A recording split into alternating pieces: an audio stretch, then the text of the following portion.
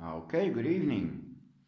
Um, yeah, a lot of orchids. I just finished watching Roger's Orchid Chat, and that was about mounting. Yeah, I like the mount. Um, the question he couldn't answer was the types of wood you can use. So I thought, well, let's make a small addition to that video. The orchids you see here on the table are all mounted on different types and different parts of the tree. Let me focus. That's better. Let me start up, and that's also a little update. Yeah, it's a bit dirty, but what the hell. These are three Phalaenopsis orchids that I've mounted on an oak log. And believe it or not, this is fresh oak log. It was just cut down when I got this piece. And well, yeah, the orchid has mealies, but fret not, it is in no contact with other plants. So um, you can see here that it's wiggling through the wood. This is a saw cut I made to get them. Yeah, they're firmly attached at the moment, but it's like in the wood, although it's flat. In my experience, doesn't really matter if it's flat or not. The orchid will hold it. Some strange reason. But yay, this is oak log. There's the other side. And there is a slight risk of tannins, but this log wasn't that old. It's from a very young tree, so doesn't have as much tannins as an old oak. Um, Let me get this out of the way. Okay, and I just got the mealies out of the way, did a little spray, so um, the next piece of wood you can use is something like this. This is core wood, and how can I show you that? Um, Let me get another orchid next to this one. Oh, please don't fall.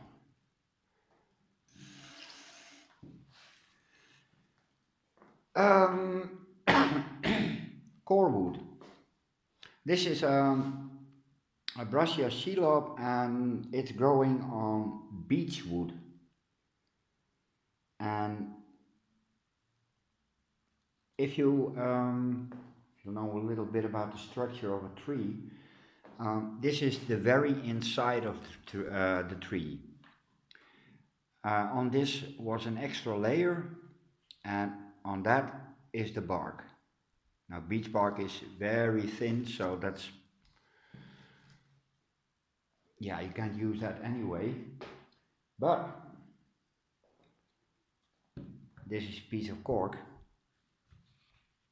Here is the bark, and this is the cambium. This is the growing layer of the tree. And once this is done growing, it turns into this. This has absolutely no other function than to keep the tree upright. Um, so, if you use wood like this, uh, picture it like this, and it was underground. So there was no bark. This is the inside, and you can see here the different layers. This is the bark layer, this tiny layer is the cambium, and this is the core wood. Now this is really, really hard. And the place I find this is a special place because it gets a lot of sunlight. So this is sun dried for years. And there's very little chance of rotting. Here's one.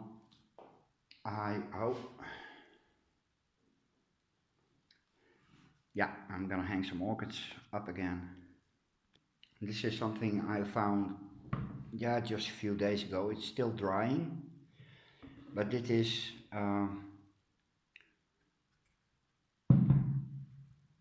this is where the tree was. This was underground, like this. Oh, yeah, like so.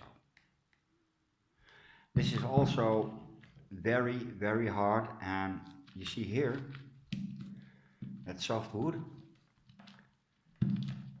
that needs to be removed, which I'm gonna do when it's dry. It's a lot easier. And yeah, I use a spoon for that. This is also an oak root, was completely underground, has been dried for years. Cambium is gone, so, and it houses a very big plant. And yeah, let me try this another way. Hold up. Okay, heads up.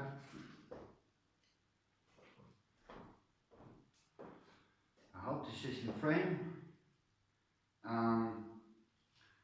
This is a branch that was above ground, and the rest is all underground. And this one loves it. This is the back side. It's crawling through the wood here. There are some dead root tips, but that's mainly because they dry out. But yay! I hope that was in frame. Hold up. Yeah, that was quite hazy and vague as always. The next type of wood I use is this. It houses a Oncidium sweet sugar, which is done flowering. It's actually two plants, but what the heck. I found it like this, and well, yeah, I mounted it on the front. Could have just as easily been at back. Up. And this is spruce wood, not pine. Pine is looks really good, but it falls apart in all kinds of small flaky stuff, and well, yeah, it ruins your mount and your orchid because it falls off the wall. This is the same wood.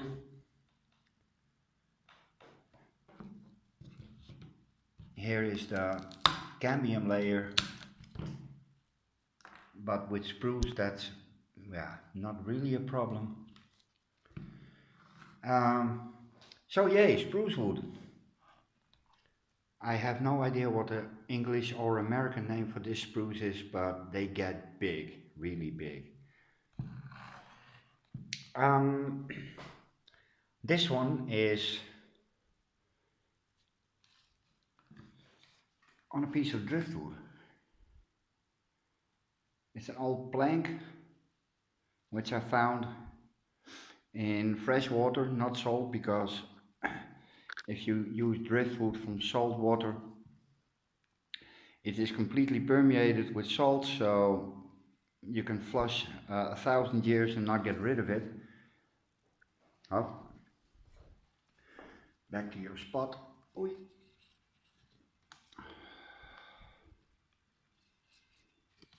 There you go.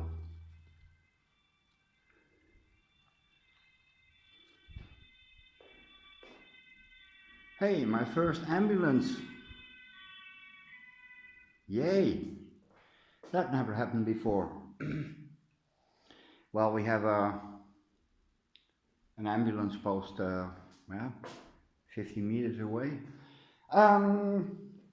Next piece of wood. This is birch bark.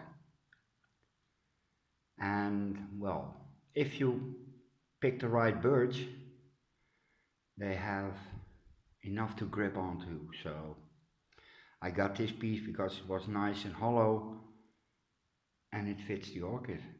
This is sweet sugar. Took a while for it to start, but doesn't have many roots. Neither has this one, so I'm guessing that's kind of what the plant does. Um, this is oak bark. You see? There's the bark and there's the cambium layer, and I let the cambium layer where it is because it holds the wood together. If I peel that off, it falls apart into strips. Oh, so that's why. There's no rot, no mold, nothing, and the orchid likes it. Focus. And the last wood I use, and please don't look at the orchid because yeah, it doesn't perform well, and that's not because of the wood, it's because the place it came from. This is grapevine. And yeah, orchids like it, I think. Now this one is safe to use. If it wasn't safe, then the orchid would have been dead and never have sprouted. There's a fresh one. Wood I don't use but have is Robinia. It's also known as Pseudoacacia, and it contains a poison which poisons your orchids very slowly. They started to get difficulties after a year, and among them I had a Bellara Peggy Ruth Carpenter, and that was a big plant. This is what's left of it, and they still struggle after a year of being mounted first on something else. And yeah, no Robinia. And as a rule, we're talking about mounts, sorry guys. As a rule, I don't use wood that has a color, and by that I mean a reddish color in the wood itself, a yellowish color, a greenish color. That usually means there's some kind of acidic substance like tannins, and willow is an acidic tree, poplar is an acidic tree, and there are exceptions, of course.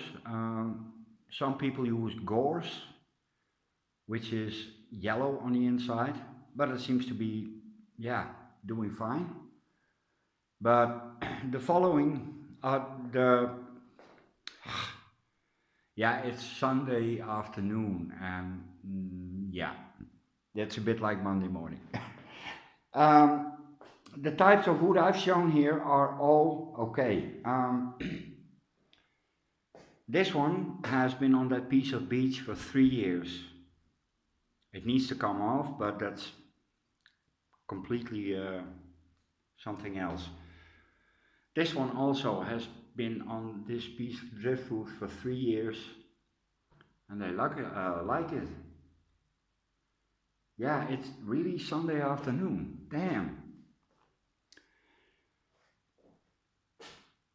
Yeah, I hope this was a little bit coherent, and I'm gonna put stuff back. Oh,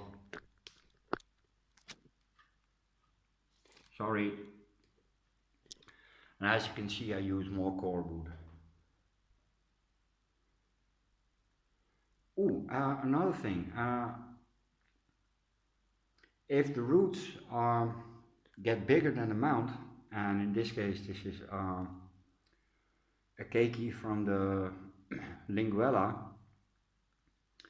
growing nicely I might add. It came with really long roots, and well, I let the moss hang over a little bit, so there are the roots hanging in moss. So yay, more core wood, oak wood.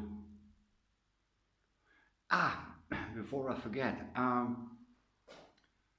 wood going bad. I haven't had rot on my mounts, and in case of, hey, okay, you need a spray. This is Primulinum, and it's on cork bark, and it's old, but it's not rotten. The only thing that happens with cork bark when it's old is it gets a little bit brittle because it's dry, and it loses its color. That's about it. Okay, I need to spray the Primulinum. Damn, now I need to work. Damn you, internet. Yeah, as always, we're gonna end on some pretty flowers. And as you can see, there's only one bud to go. 52 flowers. And it's an absolute joy. I love these, really. It's absolutely the prettiest flowers I have at the moment. Yeah, you're pretty too. You were pretty. Okay, and that one doesn't stop. I just got off the old flowers, and those are the new 4. Yeah, this is enough chaos. Later.